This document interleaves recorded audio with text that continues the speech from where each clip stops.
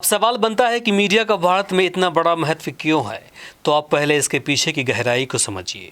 हम सिर्फ महत्वपूर्ण बिंदुओं पर चर्चा करेंगे, क्योंकि अगर विस्तार में जाएंगे तो वीडियो काफ़ी लंबी हो जाएगी। भारत एक लोकतांत्रिक देश है और लोकतंत्र के 4 महत्वपूर्ण स्तंभ हैं। पहला, विधायिका, जो कानून बनाता है। दूसरा, कार्यपालिका, जिसकी मुख्य जिम्मेदारी होती है विधायिका द्वारा बनाए गए कानून को लोगों तक पहुंचाना और उसी कानून को बरकरार रखना।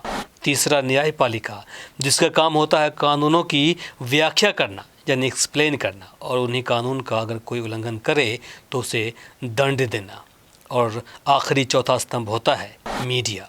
मीडिया या पत्रकारिता का काम होता है ऊपर के तीनों स्तंभों यानी विधायिका, कार्यपालिका और न्यायपालिका के बारे में जनता को जानकारी देना कि ये तीनों सही से काम कर रहे हैं या नहीं। सवाल पूछना, सही को सही और गलत को गलत कहना और इस जानकारी को लोगों तक पहुंचाना। साथ ही जनता की आवाज़ बनना और उसी आवाज़ को सरकार, सिस्टम और आमजनों तक पहुंचाना मीडिया का मुख्य काम होता है।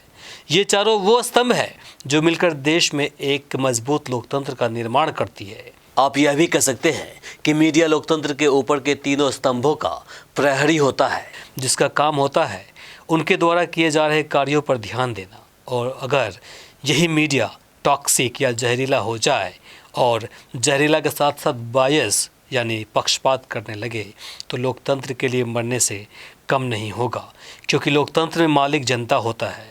और उसी जनता में अगर मीडिया जाति के नाम पर, ऊंच नीच के नाम पर मतभेद फैलाए, आपस में लड़ाए, तो अभिव्यक्ति की आज़ादी ख़त्म हो जाएगी। और जब अभिव्यक्ति की आज़ादी ख़त्म हो गई तो लोकतंत्र कहाँ बचेगा। आपने सुना होगा, न्याय का सिद्धांत होता है कि 100 दोषी भले ही छूट जाए, लेकिन एक निर्दोष को सज़ा नहीं होनी चाहिए। क्या आपने इस पर गौर किया कि न्यायमूर्ति ऐसा क्यों सोचते हैं? क्योंकि इसे अभिव्यक्ति की आज़ादी कहते हैं। लोकतंत्र में एक व्यक्ति को अपने मन से जीने का पूरा अधिकार है। हाँ, अगर वो गलती करता है तो इसके लिए कानून बना है।